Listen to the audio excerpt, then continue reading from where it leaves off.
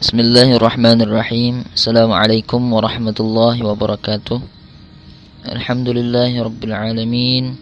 Nahmaduhu wa nasta'inuhu wa nastaghfiruh. Wa na'udzu billahi min shururi anfusina wa min sayyiati a'malina. May yahdihillahu fala mudilla lahu wa may yudlilhu fala hadiyalah. Asyhadu an la ilaha illallah wahdahu la syarika lah wa asyhadu anna Muhammadan abduhu wa rasuluh. Amma ba'd.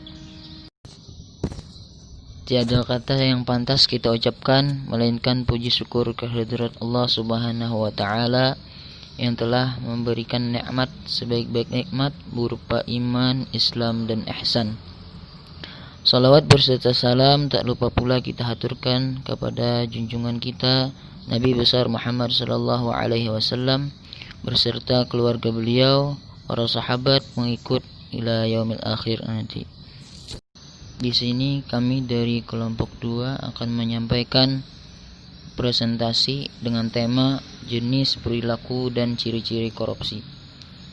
Dengan anggota nomor 1 Muhammad Nur Tijani, 2 Muhammad Rizki, 3 Muhammad Syarifuddin, 4 Rizal Azmi. Saya persilahkan kepada Muhammad Nur Tijani untuk menyampaikan makalah pada kali ini. Jenis-jenis korupsi. 1. Korupsi terkait dengan kerugian keuangan negara. Jenis perbuatan yang merugikan negara ini terbagi menjadi 2 bagian, yaitu mencari keuntungan dengan cara melawan hukum dan merugikan negara serta menyalahgunakan jabatan untuk mencari keuntungan dan merugikan negara. 2. Korupsi terkait dengan suap menyuap. Suap menyuap merupakan tindakan pemberian uang atau menerima uang atau hadiah yang dilakukan oleh pejabat pemerintah untuk melakukan atau tidak melakukan sesuatu yang bertentangan dengan kewajibannya sebagaimana perbedaan hukum formil dan material. 3. Korupsi terkait dengan penggelapan dalam jabatan. Penggelapan dalam jabatan termasuk ke dalam kategori yang sering dimaksud sebagai penyalahgunaan jabatan, yakni tindakan seorang pejabat pemerintah dengan kekuasaan yang dimilikinya melakukan penggelapan laporan keuangan, menghilangkan barang bukti atau membiarkan orang lain menghancurkan barang bukti yang bertujuan untuk menguntungkan diri sendiri dengan jalan merugikan negara. 4. Korupsi terkait dengan perbuatan pemerasan. Pemerasan merupakan tindakan yang dilakukan oleh pegawai negeri atau penyelenggara negara untuk menguntungkan diri sendiri atau orang lain secara melawan hukum atau dengan menyalahgunakan kekuasaannya dengan memaksa seorang memberikan sesuatu, membayar atau menerima pembayaran dengan potongan, atau untuk mengerjakan sesuatu bagi dirinya sendiri. 5. Korupsi terkait dengan perbuatan curang.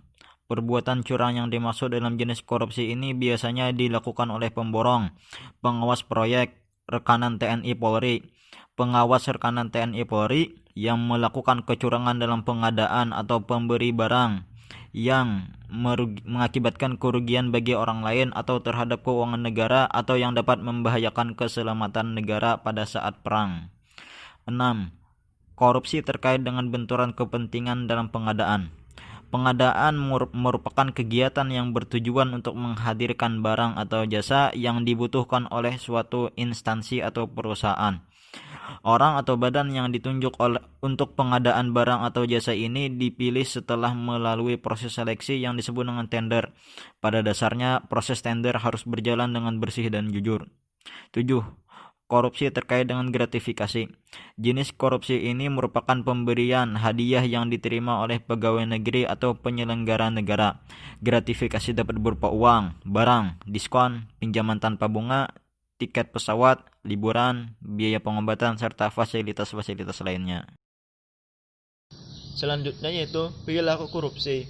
Yang pertama, pemberian suap atau sugok, dalam bahasa Inggris bisa disebut bribery, adalah pemberian dalam bentuk uang, barang, fasilitas, dan janji untuk melakukan atau tidak melakukan sesuatu perbuatan yang akan berakibat memberi untung terhadap diri sendiri ataupun pihak lain yang berhubungan dengan jabatan yang dipegangnya pada saat itu. 2. Penggelapan atau embezzlement, perbuatan mengambil tanpa hak oleh seseorang yang telah diberi kewenangan untuk mengawasi dan bertanggung jawab penuh terhadap barang milik negara oleh pejabat atau publik atau swasta. 3. pemalsuan atau fraud, suatu tindakan atau perilaku untuk mengelabui orang lain atau organisasi dengan maksud untuk kepentingan dirinya sendiri ataupun orang lain. 4. Pemerasan atau extortion, memaksa seseorang untuk membayar atau memberikan sejumlah uang atau barang atau bentuk lain sebagai ganti dari seorang pejabat publik untuk berbuat atau tidak berbuat sesuatu. Perbuatan tersebut dapat diikuti dengan ancaman fisik dan kekerasan. 5. Penyalahgunaan jabatan atau wewenang, dalam bahasa Inggris disebut abuse of discretion, yaitu mempergunakan kewenangan yang dimiliki untuk melakukan tindakan yang memihak atau pilih kasih kepada kelompok atau perseorangan, sementara bersikap diskriminatif terhadap kelompok atau perseorangan lainnya.